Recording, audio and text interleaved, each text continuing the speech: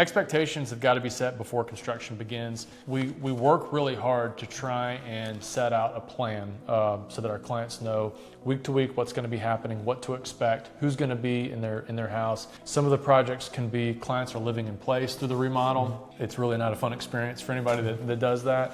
More often than not, we're working in a place like this where the clients purchased the house already. We're coming through and completely renovating everything before they actually move into the home. But along that process, we can say, well, we think it's going to take 3 months or 6 months or 9 months or whatever the timeline may be, but we're still projecting out based off of what we know. In the remodel world, things change all the time, and so typically the way that we lay schedules out is about 4 weeks at a time.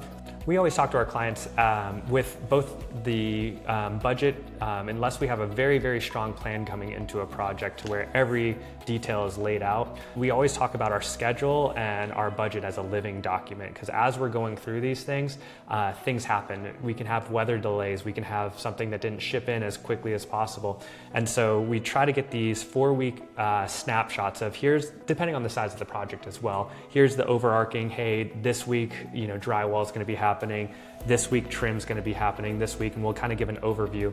And then the cadence that we try to set with our clients is every Friday they'll get an update of, hey, here's a little bit more granular view of this is what's going to be happening in this next week.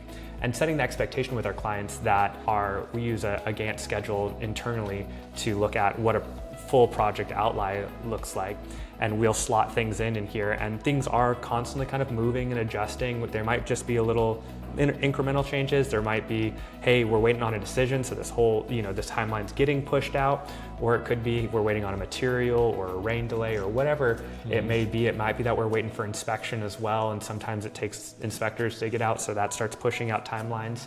We know that changes are going to happen. We know that timelines are going to change, and so our goal with our clients is to make sure that they know, one, up front, hey, this is a living document, this is a living schedule, and we'll keep you informed. We're going to communicate through this whole process, but anticipate changes. We're going to do everything that we can to minimize those things, but there are things that are outside of our control. We do communicate daily to our clients. There are things that we want them to understand that are happening with the project, but really the bulk of the communication kind of happens on that weekly debrief, so they understand what happened this week, what's going to be happening next week. What does turn into daily communication is when not enough decisions are made on the front end, when all the selections aren't made on the front end, then a lot of communication is happening on a day-to-day basis.